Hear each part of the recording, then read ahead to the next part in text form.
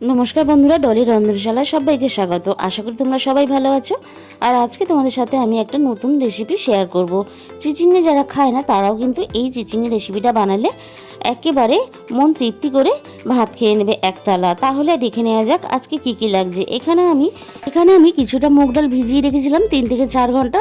খুব ভালোভাবে ধুয়ে আমি মিক্সি জারের মধ্যে মুগ ডালগুলো নিয়ে নিলাম। প্রথমে মুগ ডালের সাথে আমি দিয়ে দেবো একটা ছোট্ট সাইজের আলু, খুব ভালোভাবে ধুয়ে আমি কেটে এখানে দিয়ে দিলাম। এবারে এটাকে আমি খুব ভালোভাবে ফাইন একটা পেস্ট বানিয়ে নেব। দেখো খুব সুন্দর করে আমি পেস্টটা প্রথমে বানিয়ে নিলাম। এরপর আমি একটা বাটির মধ্যে এটা ঢেলে নিলাম। এবার আমি এর মধ্যে দিয়ে দেব স্বাদ মতন লবণ। আমি এখানে দিয়ে দিলাম সামান্য পরিমাণ হলুদ গুঁড়ো। এবার এটাকে আমি হাত দিয়ে খুব ভালোভাবে ফেটিয়ে নেব। প্রথমে আমি এদিকে কড়াইয়ের মধ্যে কিছুটা সাদা তেল গরম করে নিয়েছি। এবার আমি বড়ার মতন করে ছোট ছোট করে আমি এগুলো তেলের মধ্যে ছেড়ে দিলাম। সব কটা বড়া আমি এখানে একইভাবে দিয়ে এইভাবে উল্টে পাল্টে ভেজে নেব। আমার বড়াগুলো এখানে খুব ভালোভাবে লাল লাল করে কিন্তু ভাজা হয়ে গেছে, দেখতেই পাচ্ছ। এবারে আমি বড়াগুলোকে তুলে নেব। যে কোনো নিরামিষ দিনে এরকম কাঁচা আলু আর মুগের ডাল দিয়ে এইভাবে বড়া ভাজলে তরকারিতে কিন্তু আলাদা একটা স্বাদ আসে। এবার বড়াগুলো তুলে নিয়ে আমি আরও একটু দিয়ে দিলাম এখানে সর্ষের তেল। এরপরে আমি দিয়ে দিলাম ফোড়নে গোটা জিরে। এবার কেটে রাখা চিচিঙ্গাগুলো আমি এখানে তেলের মধ্যে ছেড়ে দিলাম। মিনিট 2-3 তেলের মধ্যে আমি এইভাবে চিচিঙ্গাগুলো একটু ভেজে নেব। এরপর আমি এখানে দিয়ে দিলাম স্বাদ মতো লবণ।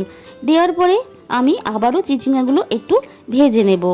এরপর আমি এখানে দিয়ে দিলাম আদা আর টমেটো পেস্ট।